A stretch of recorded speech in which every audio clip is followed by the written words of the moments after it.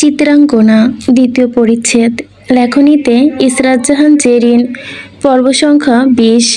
ফরজ ঘড়ির দিকে চাইল। ১০টার মতো বাজে। বইয়ের কিছু খাওয়া হয়নি। এলাহি বাড়ি এখনো শোককে সামলে উঠতে পারেনি। নিজেই নিচে যায়। বউ খিচুড়ি আর গরুর কালাভুনা আবদার করেছে। যাওয়ার আগে পেছন ফিরে একবার বলল, নিরুর, বিড়ালটাকে সত্যি তুমি মেরেছিলে? চিত্র এবার মাথা নিচু করে বলল, না। তাহলে মিথ্যা কেন বললে? আপনার মুখে রিয়াকশন দেখতে চেয়েছিলাম। আপনি কত চালাক, ঠিকই তো ধরে ফেললেন। ফরাজ কিছু বলল না, নিচে চলে গেল। কিছুক্ষণের মধ্যেই একা হাতে সবকিছু সামলে খাবার তৈরি করে বইকে খাইয়ে দিল সে। কথা বলতে বলতে আজকে বউটা হাঁপিয়ে গিয়েছে। চিত্রা খেয়ে মোহনার ঘরে যাবে বলে আবদার করতেই ফরাজ বলল, চলো আমিও যাব তোমার সাথে। রুম থেকে বেরোতে দেখলো অব্র আর আয়শা নামছে। ফরাজ অব্রকে জিজ্ঞেস করলো, সব ঠিক হয়েছে? বউ ছাড়া রাতে ঘুমোতে পারি না, এখন এই হলো চলা। ২-৪ দিন দূরত্ব বজায় রাখতেও পারবো না। ফরাজ হাসলো। সকালে সকলে মিলে মোহনার ঘরের দিকে যেতে চিত্রা রুমের জিনিসগুলো ছুঁয়ে ছুঁয়ে বলল, মোহনা আপা এত জলদি হেরে যাবে বুঝতে পারিনি। বলতে না বলতেই সেই কান্না করে দিল। ফরাজ তাকে থামানোর চেষ্টা করলো না, তবে হঠাৎ বারান্দার সামনে গেল। আকাশের দিকে তাকিয়ে বলল, একটা ছবি দেখাই, তারপর তুমি জবাব দিও চিত্রা। চিত্রা জবাব দিল না। ফরাজ ফোন বের করে একটা ছবি খুঁজে বের করলো, দেখালো। দেখো তো চিনতে পারো কিনা। চিত্রা ভালো করে দেখলো, এটা আসলেই সেই ব্যক্তির ছবি যে কিনা রোজকে গুলি করেছিল। এটা তোমাদের সংস্থার লোক। এখন বলো সে রোজকে কেন গুলি করেছে? চিত্রা একটু অবাক হলো। আয়েশার দিকে তাকাতে আয়েশা বলল, আমিও তো জানি না। শিওর তো এই লোক রোজকে গুলি করেছে? ফরাজ আয়েশার দিকে তাকিয়ে বলল, না, শিওর হয়ে তো কিছু বলছি না। এই একজনের মাধ্যমেই তোমাদের এত গল্প জানলাম। চিত্রা ফরাজের দিকে চেয়ে বলল, বাবাকে বলবো বিষয়টা দেখতে? আপনি চিন্তা করবেন না। আপনার গায়ে যে তীর চালানোর চেষ্টা করেছিল সেই খোঁজ নিয়েছেন? খোঁজ নেওয়ার দরকার নেই, আমি জানি এটা কার কাজ। কার? আছে একজন জার্মান মাফিয়া, অ্যাপেলো নাম। একবার ঝামেলা হয়, তার সাথে ডিল ক্যান্সেল করেছিলাম। সেই প্রতিশোধ নিতে আমার ফ্যাক্টরিতে আগুন লাগায় সে। আর তীরটাও তার আদেশে নিক্ষেপ করা হয়েছিল। রুমে চলো, তোমার শরীর এমনিতেও ভালো না। চিত্রা মাথা নেড়ে সায় দেয়। রুমে যাওয়ার আগেই ওপরে থেকে দোতলার অন্দরমহলে বসে থাকা নেতিয়ে পড়া রোমানাকে দেখতে পায়। পাশে জুনায়েদও ছিলেন। চিত্রা জুনায়েদের দিকে একবার চেয়ে ওপরের দিকে তাকাতেই ফরাজকে ধীর কণ্ঠে বললেন, জুনায়েদ আর রোমানা একই দলের, ওরা অকালে ঝরে যাবে, মরা অলরেডি।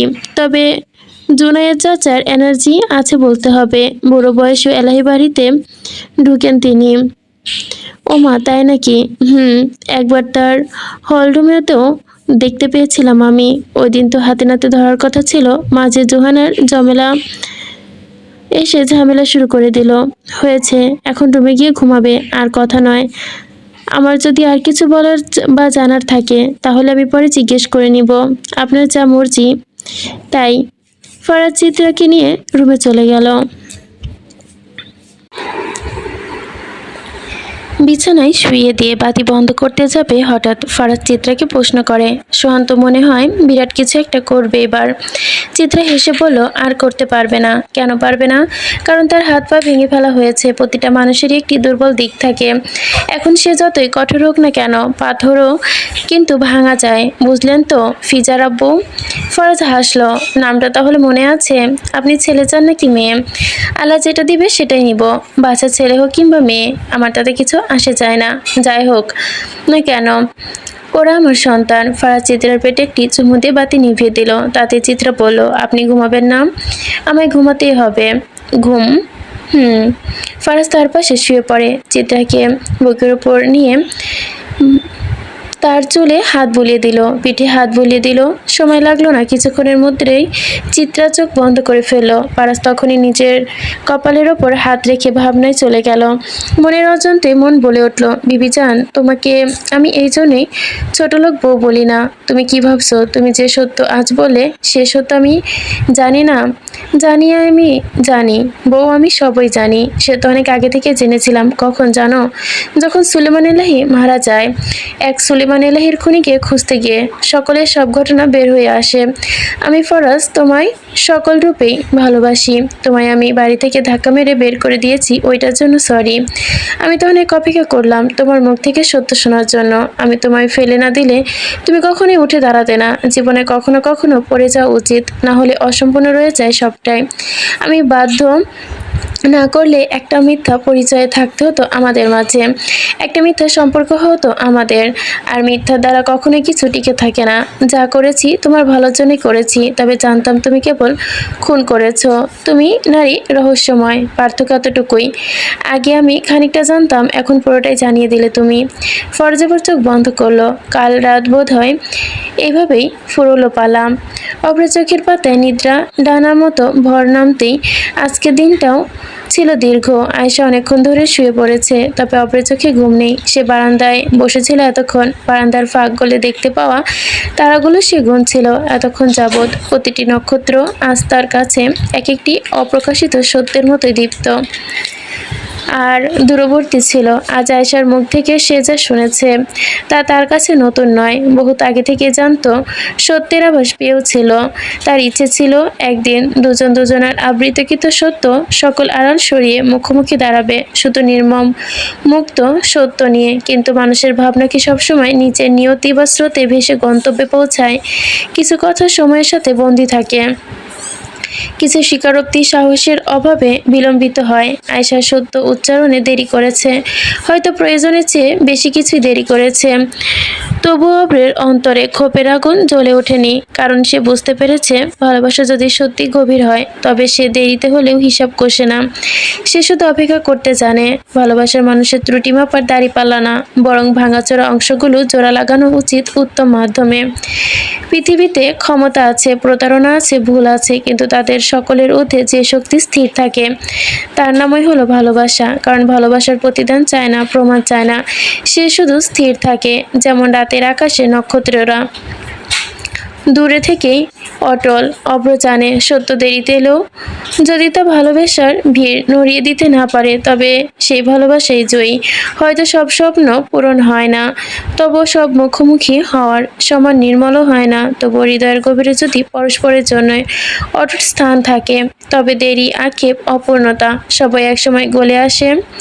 নীরু তখন ঘুমায়নি। বহুদিন পর সে ফিরে এসেছে এই বাড়িতে, তার জন্মভিটায়।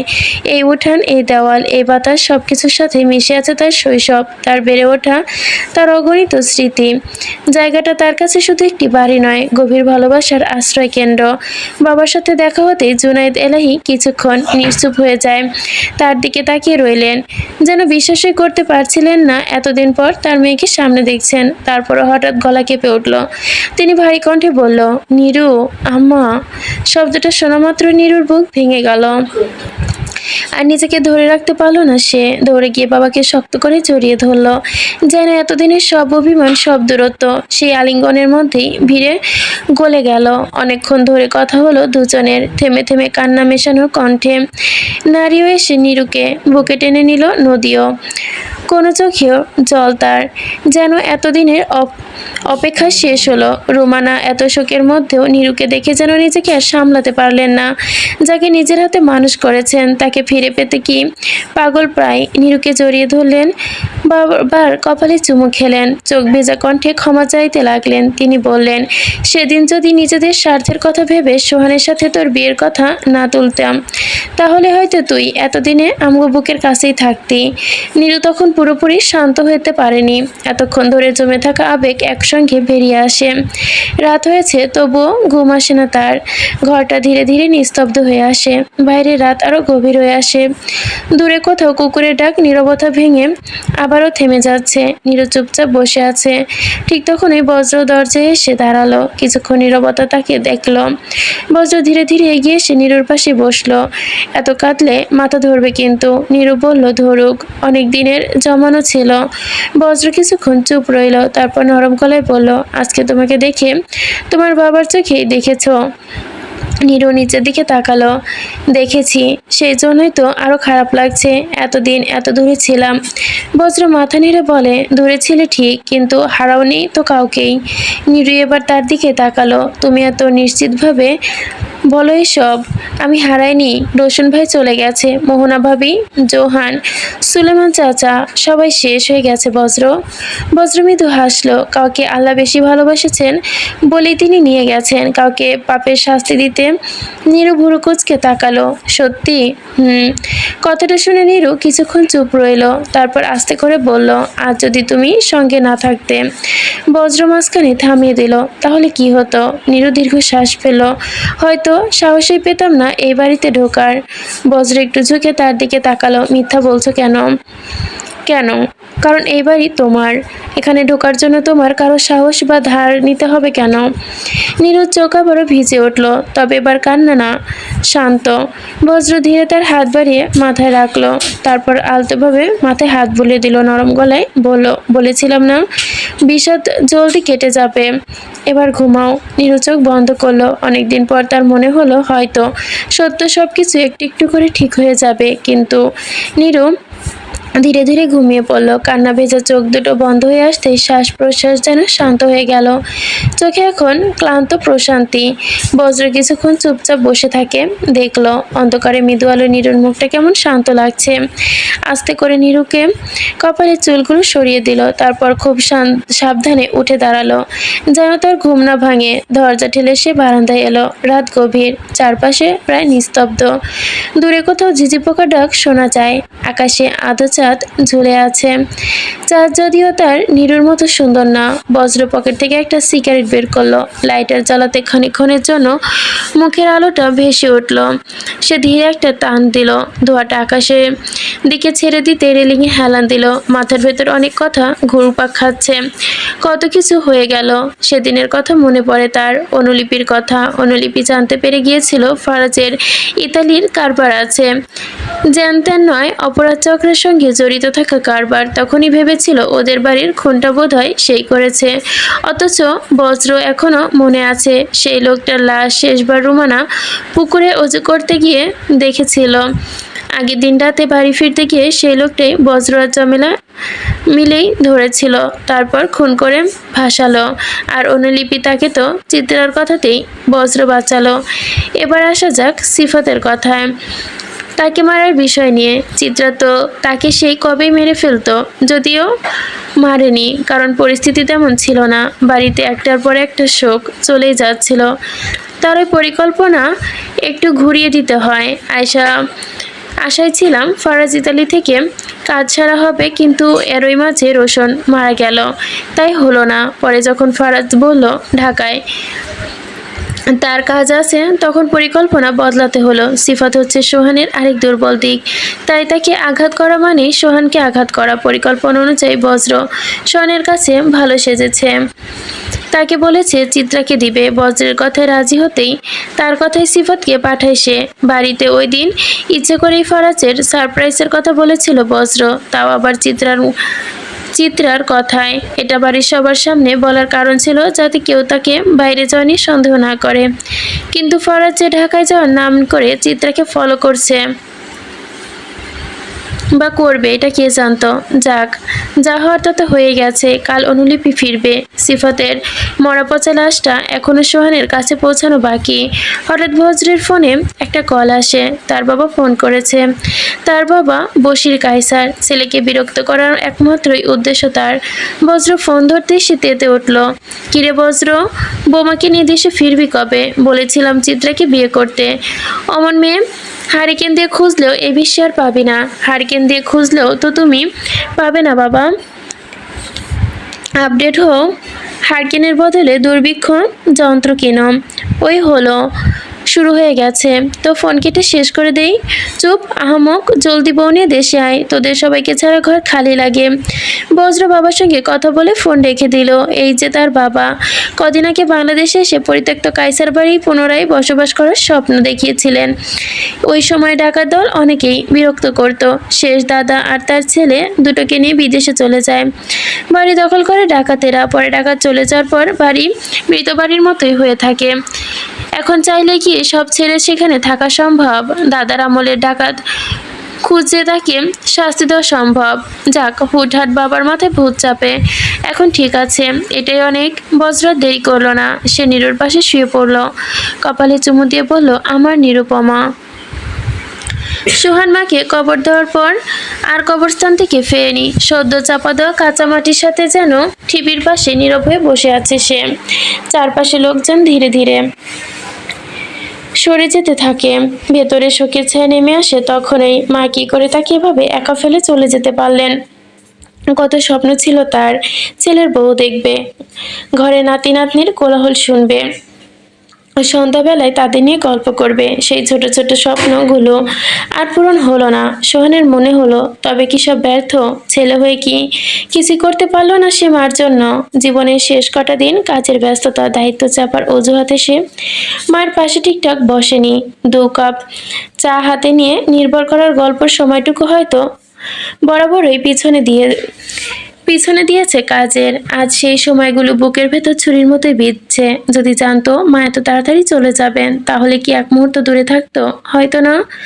হয়তো সমস্ত কাজ, সমস্ত ব্যস্ততা ছুঁড়ে ফেলে মায়ের পাশে বসে থাকতো, তার হাত ধরে, তার কণ্ঠস্বর শুনে, তার চোখের দিকে তাকিয়ে। কাঁচা কবরের মাটি আজ যেন ভেজা। সোহান হাত বাড়িয়ে সেই মাটিতে আলতো করে স্পর্শ করলো। হঠাৎ পেছন থেকে পায়ের শব্দ ভেসে এলো, শুকনো পাতার ওপর নরম চাপে কারো হাঁটার শব্দ। সোহান ঘাড় ঘুরিয়ে তাকালো না। তার ভেতরে ভাঙা এক গভীর, যেন বাইরের উপস্থিতি টের পেলেও সাড়া দেওয়ার শক্তি তার নেই। ধীরে ধীরে তার পাশে এসে দাঁড়ালো সুমন। চোখ দুটো লাল, কান্নায় ফুলে আছে। হাত ভাঁজ করে একটি সাদা খাম কিছু কুঁচকে গেছে। সুমন নরম গলায় বলল, ভাই। সোহান নিঃশব্দ। সুমন কাঁপা হাতে খামটা বাড়িয়ে দিল। মা মরার আগের দিন রাতে আমাকে রুমে ডেকেছিল, বললো এই চিঠিটা লিখে দিতে। নিজে তো ঠিক মতো লিখতে পারতো না, তাই আমি লিখে দিয়েছি। সোহান নিঃশব্দ। সুমন কাঁপা হাতে খামটা বাড়িয়ে দিল। মা মরার আগের দিন রাতে আমাকে রুমে ডেকেছিল, বলল একটা চিঠি লিখে দিতে। আমি সেটাই লিখেছিলাম, এই যে। সোহান দৃষ্টি এবার ধীরে ধীরে সুমনের হাতে থাকা খামের দিকে গেল। গলা শুকিয়ে এলো। কিসের চিঠি? পড়লে বুঝতে পারবে ভাই, আপনার জন্য লিখেছে। কিছুক্ষণ নীরবতা। কবরের কাঁচামাটির ওপরে দিয়ে হালকা বাতাস বয়ে গেল। সোহানের ঠোঁট কেঁপে উঠল। আমি মূর্খ মানুষ, এত পড়তে পারি নাকি? তুই পড়ে শোনা। সুমন চুপচাপ বসে পড়ল তার পাশে। কবরের সামনে খামটা খুলতে গিয়ে তার হাতটা কাঁপছিল। কাগজটা বের করতেই দেখা গেল সুমনের হাতে লেখা। পড়া শুরু করার আগে সুমন একবার সোহানের দিকে তাকিয়ে বলল, মা জানতো। কি জানতো? তার নিষ্পাপ ছেলে আড়ালে লুকিয়ে থাকা একটা হিংস্র জানোয়ারের কথা। সোহান জবাব দিল না। দুঃখের এত ভালোবাসা তার প্রতি, দুঃখের এত ভালোবাসা তার প্রতি। আহা।